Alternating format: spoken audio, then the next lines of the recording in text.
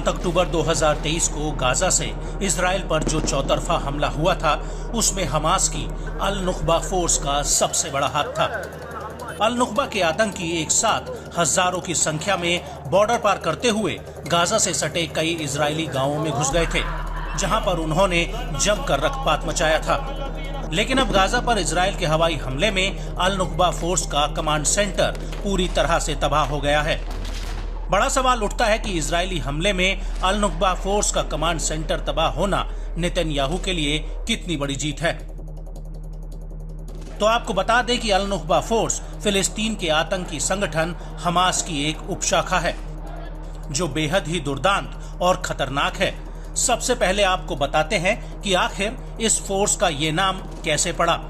दरअसल अल नुख्बा का अर्थ अरबी में कुलीन होता है, यानी सबसे श्रेष्ठ, और यहीं से अल नुख्बा शब्द लिया गया है। और हमास की सैन्य शाखा इस अल दीन अल कासम ब्रिगेड के रैंक के भीतर ये एक प्रमुख लड़ाकू यूनिट है। हमास की इस विंग में उच्च प्रशिक्षित और अनुभवी लड़ाके होते हैं, जिन्हें आज के जमाने के हथियार और टेक्नोलॉजी चलानी आती है। और अल नुख्बा का हमला करने का तरीका भी बेहद ही खतरनाक होता है। इस फोर्स में शामिल लड़ाके घात लगाकर हमले, छापेमारी, आतंकी सुरंगों के जरिए घुसपैठ के साथ साथ एंटी टैंक मिसाइल, रॉकेट और स्नाइपर जैसे हमलों को अंजाम देने में माहिर होते हैं। और इजराइल पर हुए हमले में इस फोर्स का सबसे बड़ा हाथ था। इसके अलावा अल नुख्बा के लड़ाकों को इजरायलियों को बंधक बनाने में भी महारत हासिल है। हमास ने ऐसे हमलों को कई बार अंजाम दिया है।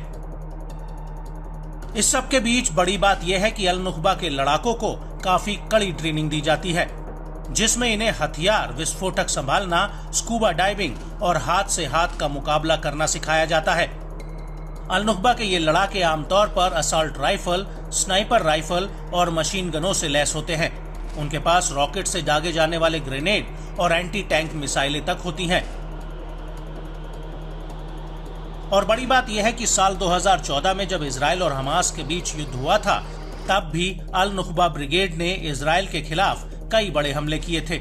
इस दौरान इस ब्रिगेड के कई लड़ाके भी मारे गए थे।